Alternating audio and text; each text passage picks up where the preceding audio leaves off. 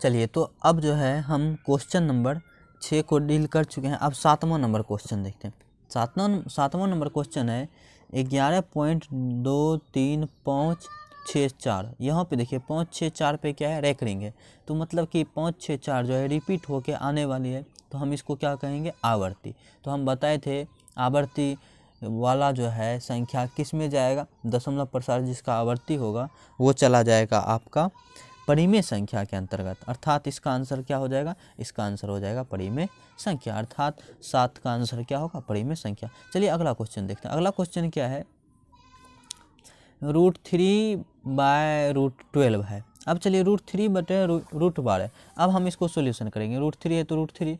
अब 12 को हम सोल्यूशन करेंगे तो फिर भी इसका परिणाम क्या आएगा। देखिए √3 है तो √3, 12 को हम लिख सकते हैं ऐसे, 12 का खंड करना पड़ेगा, 2 दूनी 4 गुना 3। अर्थात इसमें देखिए, यहाँ पे देखिए √12 है तो इसको हम अंदर में ही रखेंगे। इसमें 2 है, 2 तो 1 2 बाहर निकल जाएगी, उसके बाद √3 अंदर बचेगी। तो अर्थात ऐसे हो जाएगा।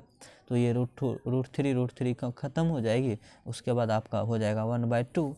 अब ये 1/2 क्या है, एक तरह से ये है आपका क्या हुआ, ये 1/2 जो निकला मेरा परिणाम, ये 1/2 ये हो गया आपका परिमेय संख्या। अर्थात ये भी क्या है, आपका परिमेय संख्या है। तो यहाँ तक समझ में आ गया होगा। चलिए हम अब 9वां नंबर क्वेश्चन देखते हैं। 9वां नंबर क्वेश्चन है मेरा, निम्नलिखित में कौन परिमेय संख्या है। फिर वही बात, इसमें से अब सिलेक्ट करना है। ऑप्शन नंबर ए ये है, बी है ये, सी ये, डी ये। तो अब इसमें ढूंढिए कि परिमेय संख्या कौन है। तो परिमेय संख्या ढूंढने के बाद देखिए ये बाहर निकलेगा क्या, तो ये 49, 77, 49, 80, 80, 64, ये 99, 81 ये। तो इन सब में से हम देख पा रहे हैं कि ये जो है बाहर निकलेगा, क्योंकि ये जो है 49 जो है 7 का है, और ये वर्गमूल 7 का है, और ये 64, 80, 80, 64 8 का है। तो ये 7/8 हो जाएगा। इसका मतलब ये क्या है, परिमेय संख्या है। चलिए, तो ये हो गया आपका परिमेय संख्या। 9 नंबर खत्म, परिमेय संख्या होगा। इसका answer number option number A होगा। चलिए हम 10 नंबर क्वेश्चन की ओर बढ़ते हैं। क्वेश्चन नंबर 10 कौन है, 10 है कौन अपरिमेय संख्या। अब इसमें से ढूंढना है कि कौन अपरिमेय संख्या है। देखिए हम इसको सोल्व करेंगे।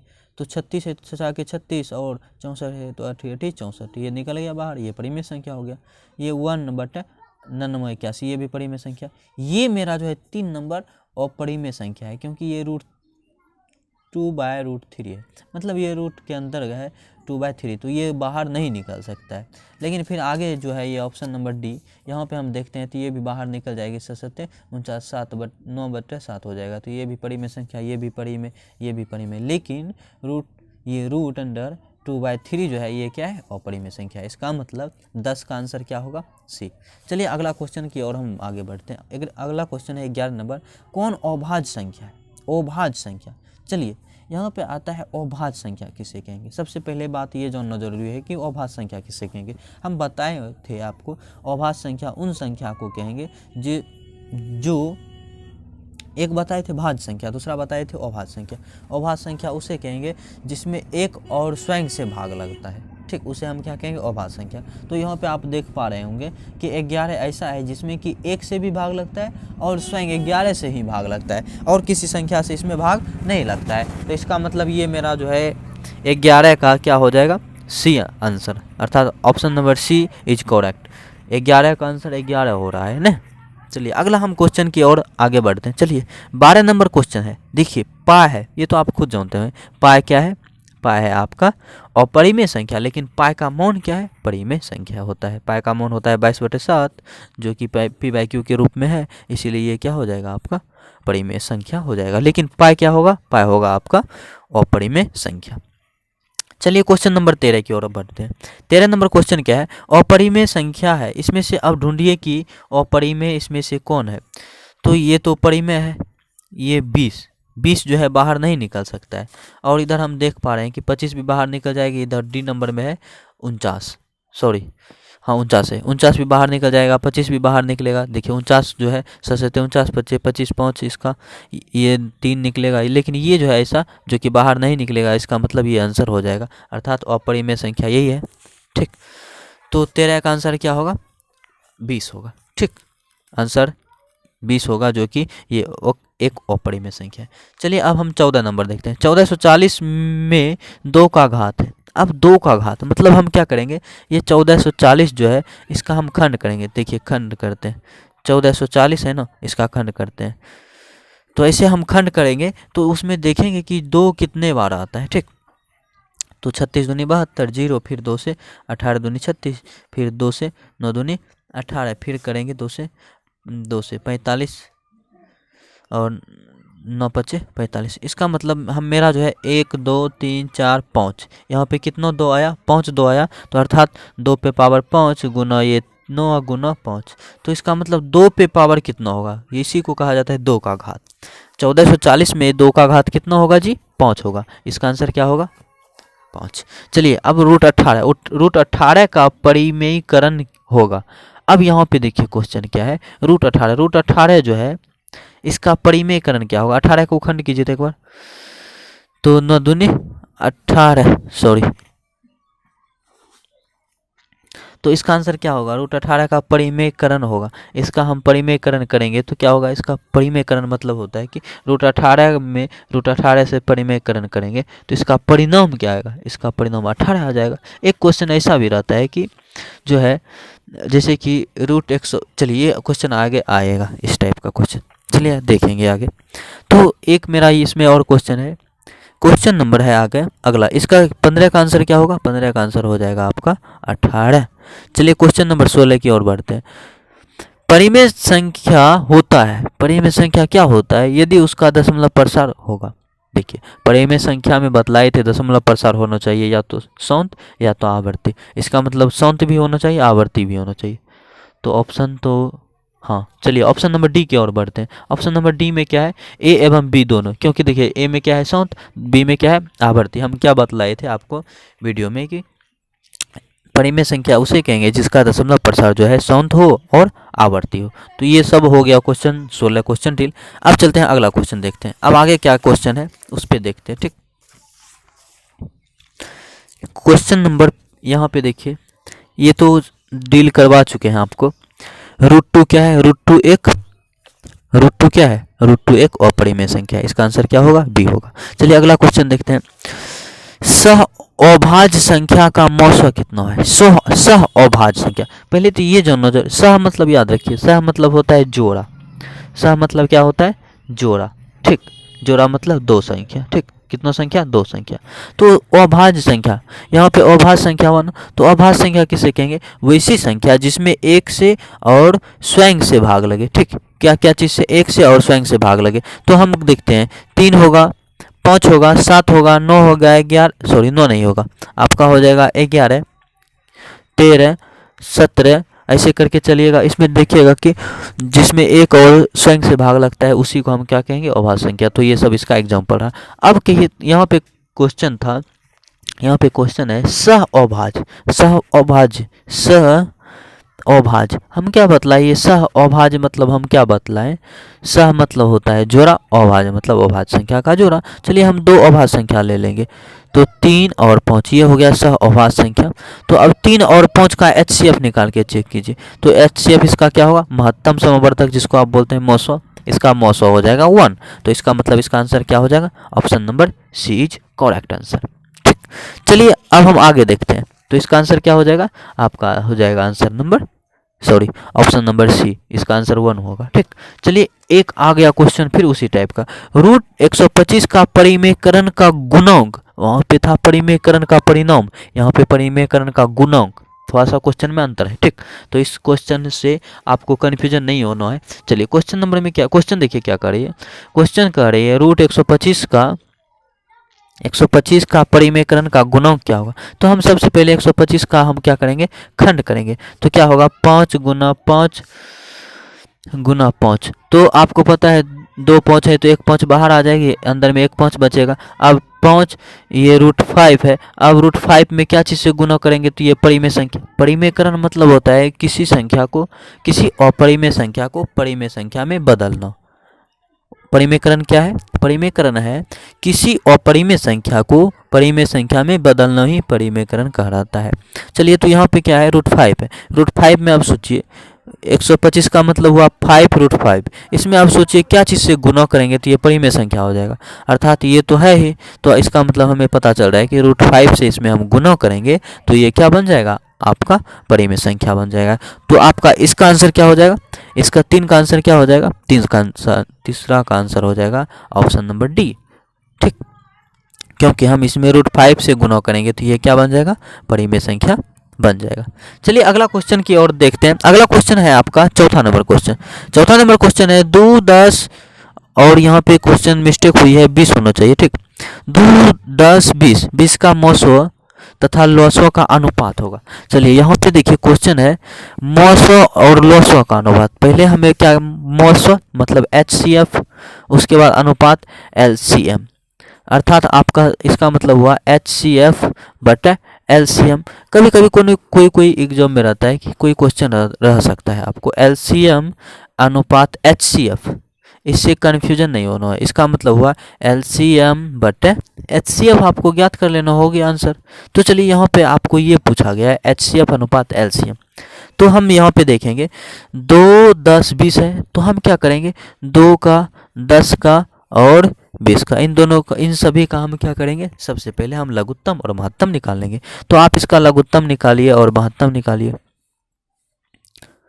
तो हम निकाल रहे हैं 2 दूनी 4 पंचे 20। तो इसका देखिए ये हुआ खंड करने के बाद, इसका HCF की बात करें तो HCF इसका क्या आएगा, इसका HCF आएगा 2। LCM की बात करें तो LCM क्या आएगा, 2 गुना ये 5 गुना ये 2, तो अर्थात 5 दूनी 10 दूनी 20।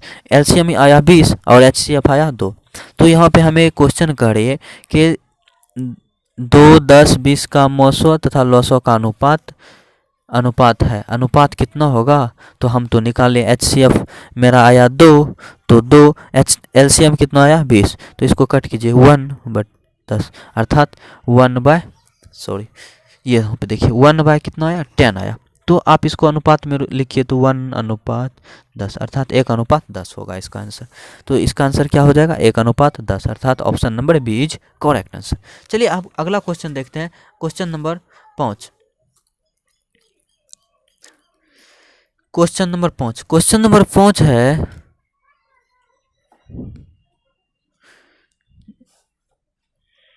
क्वेश्चन नंबर 5 है एक परिमेय संख्या तथा एक अपरिमेय संख्या का गुणक क्या होता है। हम क्या देखिए यहाँ पे क्वेश्चन है, ये 9th का टॉपिक है। एक परिमेय संख्या तथा एक अपरिमेय संख्या का गुणक मतलब गुना करेंगे।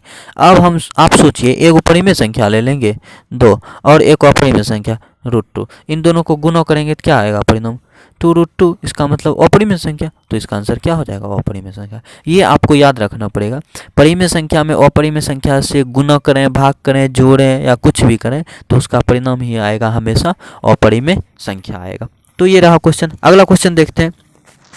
देखिए यूक्लिड विभाजन परिमिका का प्रयोग करके आप क्या ज्ञात करते हैं। यूक्लिड विभाजन परिमिका का प्रयोग करके हमें HCF भी ज्ञात करते हैं, तो इसका आंसर क्या होगा बी। चलिए अगला क्वेश्चन देखते हैं। अगला क्वेश्चन नंबर 7 है यूक्लिड विभाजन परिमिका का प्रयोग करके कितने संख्या का मौसो निकाला जाता है। यूक्लिड विभाजन का परिमेयका का प्रयोग करके कितने संख्या का मौसो निकाला जाता है, तो 2 संख्या का मौसो निकाला जाता है। ये तो हो गया। चलिए अगला क्वेश्चन देखते हैं 8 नंबर क्वेश्चन। 8 नंबर क्वेश्चन है पाई है, ये तो आप जानबे करते हैं, ये पहले से जानते हैं। पाई क्या है, पाई है आपका अपरिमेय संख्या, लेकिन पाई का मान जो होता है 22/7 वो क्या हो जाता है, वो हो जाता है आपका परिमेय संख्या। चलिए यहाँ पे देखिए 0.3 पर रेकरिंग, इसका मान क्या होगा।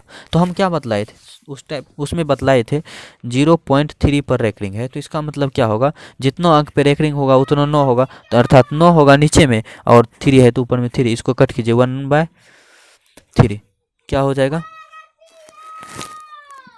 इसका आंसर क्या हो जाएगा 1/3। तो चलिए यहाँ पे हो जाएगा आपका answer 1/3, option number C is correct. ठीक, चलिए यहाँ तक हो गया। अब हम अगला क्वेश्चन देखते हैं। आगे क्वेश्चन,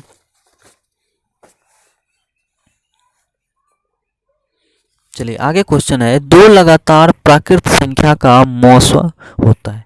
ये क्वेश्चन इंपॉर्टेंट है, एक बात याद रखिएगा, लगातार वाली क्वेश्चन जो है कुछ ना कुछ ऐसा होता है कि जो कि आने का ज़्यादा उम्मीद रहता है। तो यहाँ पे क्वेश्चन है 2 लगातार दो लगातार, यदि हम दो लगातार लेंगे, ठीक, दो लगातार प्राकृत संख्या, प्राकृत संख्या पहले ये जानना जरूरी है कि प्राकृत संख्या किसे कहते हैं। प्राकृत संख्या गिनती की संख्या को प्राकृत संख्या कहते हैं, अर्थात गिनती की संख्या 1 2 3 4 ऐसे चलेंगे। तो अब दो लगातार लेते हैं, मान लेते हैं 3 4 लेंगे या 2 3 लेंगे। चलिए 2 और 3 का मौसा क्या होगा, तो हम निकालते हैं 2 बराबर और 3, 2 का 2 गुना 1, 3 का 3 गुना 1, HCF बराबर हो जाएगा आपका, ये 1 मिल रहा है तो इसका HCF क्या हो जाएगा, 1 हो जाएगा। अर्थात दो लगातार प्राकृत संख्या का HCF क्या हो जाएगा जी, HCF हो जाएगा आपका 1। चलिए अगला क्वेश्चन देखते हैं। अगला क्वेश्चन है सम संख्या। सम संख्या किसे कहता है, ये पहले जानना जरूरी है। सम संख्या मतलब वे सभी संख्या जिसमें 2 से पूरा पूरा भाग लग जाए, ठीक। सम संख्या यदि लगातार हो तो मौसा होता है तथा सबसे छोटी संख्या हो। इसका कहने का मतलब है दो लगातार सबसे छोटी सम संख्या का मौसा ज्ञात कीजिए, ठीक। चलिए तो सम संख्या किसे कहते हैं, वो ऐसी संख्या जिसमें 2 से पूरा पूरा भाग लग जाए।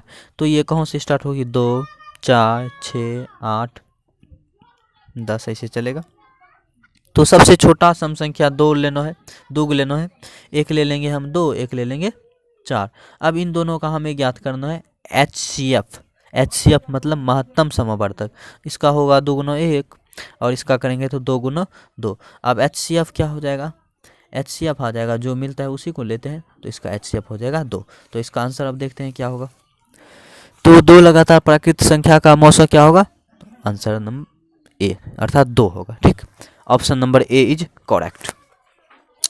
चलिए अगला क्वेश्चन देखते हैं, 11 नंबर क्वेश्चन। 11 नंबर क्वेश्चन है सम संख्या यदि, सॉरी ये हो गया, ये तो हो गया 11 नंबर, सम संख्या का ही चले। चलिए अब लास्ट क्वेश्चन है 12 नंबर, भाज्य संख्या का मौसा होता है।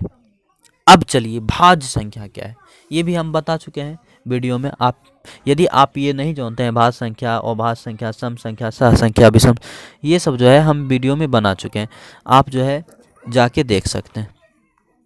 चलिए तो भाज्य संख्या देखिए, सबसे छोटी भाज्य संख्या क्या होता है, 4 होता है। तो यहाँ पे क्या है, भाज्य संख्या का मौसा ज्ञात करना है, ठीक। यहाँ पे भाज्य संख्या का मौसा ज्ञात करना। यहाँ पे क्वेश्चन में थोड़ा सा मिस्टेक हुई है, तो यहाँ पे देना चाहिए सहभाज्य संख्या।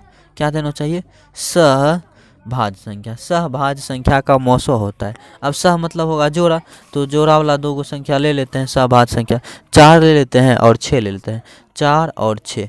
तो इसका मौसा निकालेंगे तो क्या होगा, 2 दूनी 4 और इसका हो जाएगा 2 गुना 3, अर्थात HCF आ रहा है इसका कितना, लगातार यदि हम 2 लगातार भाज्य संख्या लेंगे, सहभाज्य संख्या, तो उसका HCF हो जाएगा, HCF 2 हो जाएगा। तो इसका आंसर क्या हो जाएगा, ये हो जाएगा। यदि सिर्फ ये पूछा जाता कि भाज्य संख्या है, इनमें से कौन भाज्य संख्या है, ऐसा भी क्वेश्चन होता है कि भाज्य संख्या है जो सबसे छोटा है, सबसे छोटा है, अर्थात ये पूछा जा सकता है कि सबसे छोटा भाज्य संख्या क्या है। तो ऑप्शन आपको दिया रहेगा 1 2, सी नंबर 3, डी नंबर 4। तो इसका आंसर क्या होगा, आप हमें कमेंट करके ज़रूर बताइएगा। इसका आंसर भाज्य संख्या है, मतलब कि सबसे छोटा भाज्य संख्या को बताना है, ठीक। यदि ये वीडियो अच्छा लगा होगा तो कृपया लाइक ज़रूर करें। तो आज के लिए इतना ही। अब नेक्स्ट वाले वीडियो में हम क्या करेंगे, बहुपद का ऑब्जेक्टिव का डील करेंगे। तो आज के लिए इतना ही। जय हिंद, जय भारत।